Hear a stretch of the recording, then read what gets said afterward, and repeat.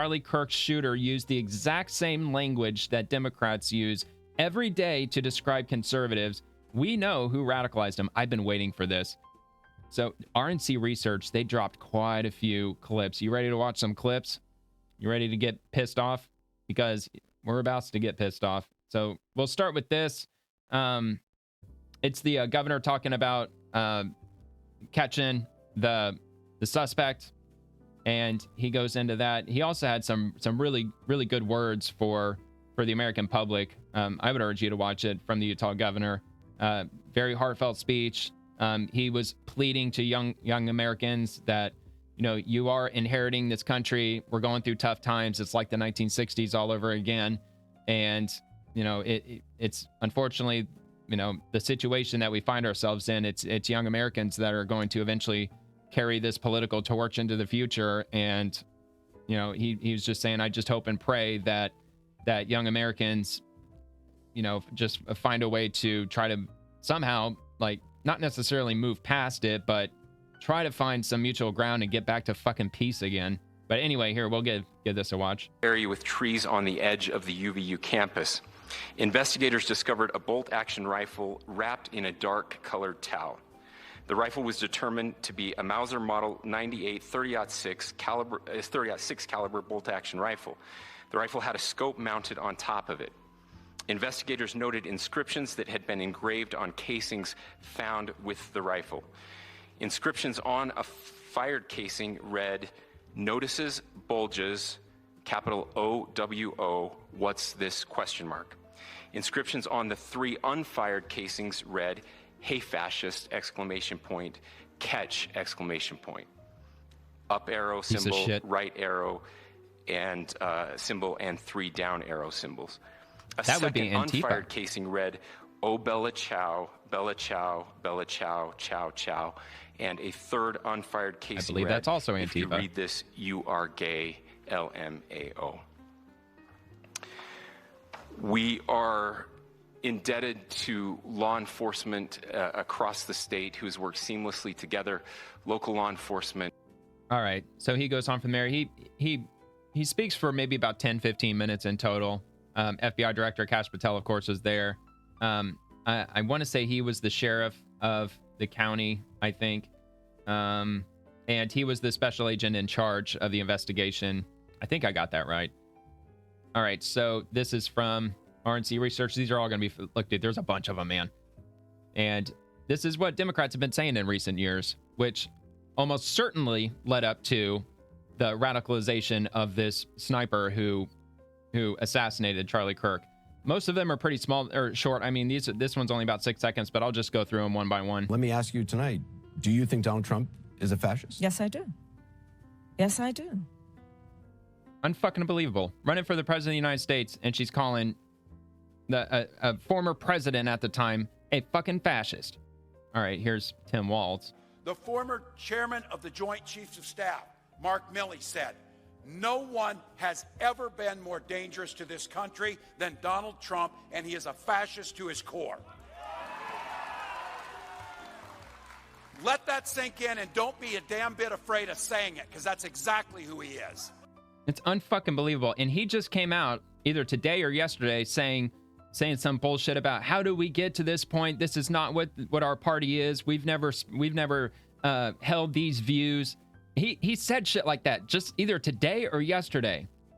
The fucking scumbaggery, man. All right, let's go to the next one. Right now, the question is, are Republican members of Congress going not only to roll over to Donald Trump's will, but to roll over our democracy and allow him to take over this country as a fascist dictator?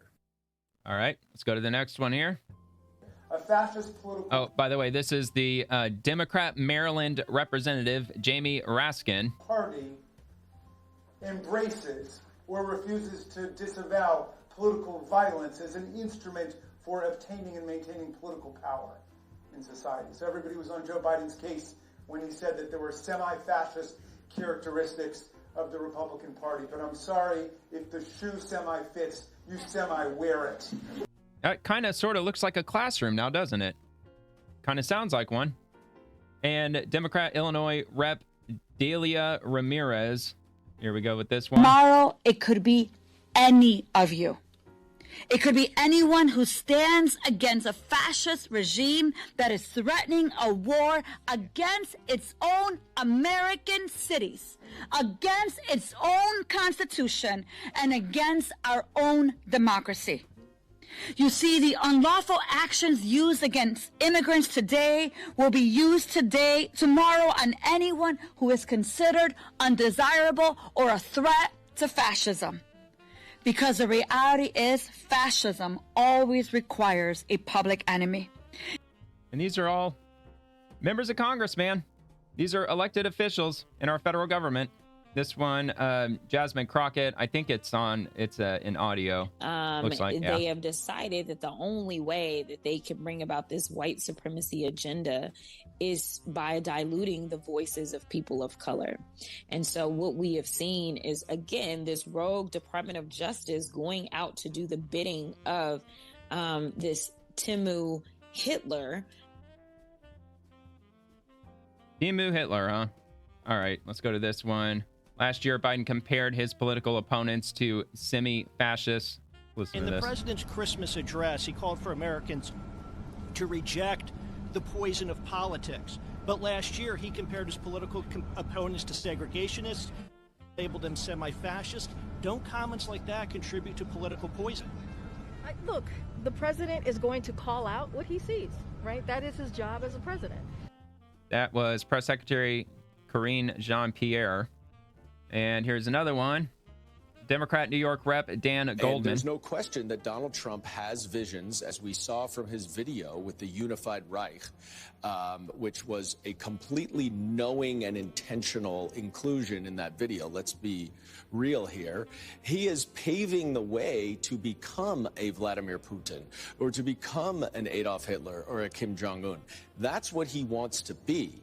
And all of this is in the lead up to paving the way for him to win this election and then to take over this country and literally to eliminate the democracy that we know. And they say they didn't radicalize the shooter from July 13th of 2024, Trump's attempted assassination, where he was shot in the head by another radical. And same with Charlie Kirk shooter. No, he wasn't radicalized by Democrats. No, we didn't say anything wrong. Who is this? AOC? Yeah, this is AOC. Every down ballot race matters. This fascist administration didn't come from anywhere. They have planted the seeds for years. PTAs, bullying people out of school boards, city councils. It's time to put our glasses on. They do that. We got an Air Force show out here. They're our backup today.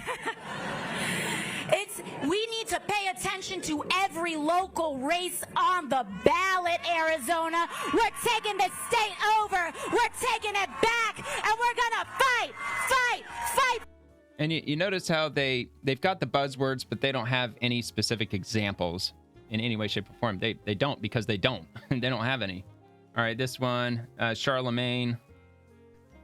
You have two choices, or you don't vote, but you have two choices if you do. And it's two very different visions for our nation. One mind that is about taking us forward and progress and investing in the American people, investing in their ambitions, dealing with their challenges. And the other, Donald Trump, is about taking us backward. The other is about fascism. Why can't we just say it? Yes, we can say that. Yeah. All right. Let's move on to the next one. Obviously, that was Kamala Harris.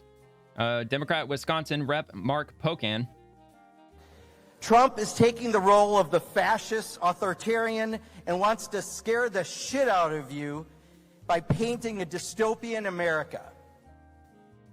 Again, no examples. It's just he is. Well, what makes him that specifically? All right, let's do this one. Oh, by the way, Democrat Massachusetts Rep Ayanna Pressley. Is a fascist. And a fascist wants for us to be people that are ignorant and uninformed, that are indifferent to the suffering of our neighbors, and he wants us to be inactive. So we have to fight against all of that at every turn. All right. And Beto O'Rourke. We're not going to let him stop us. Are you with me on that? Ándale. It also means, as Mark was saying earlier, we don't await the punch thrown by these would-be fascists to land. We punch first, and we punch harder. We want California and New Jersey and Illinois and Maryland and every other state where the Democrats hold the governor's mansion, the assembly, and the state senate to redraw their congressional districts now, not wait for Texas to move first, to maximize Democratic Party advantage. Listen, you may say to yourself, well, those aren't the rules. There are no refs in this game. Fuck the rules. We are going to win whatever it takes. We're going to take this to them in every way that we can. Anything else? No. Yeah, that looks like that's it. It's no surprise to anyone. They've been using this language for years at this point. Of course, they don't have any context as to what they're talking about. Just nothing but just evil words. Evil words by evil people.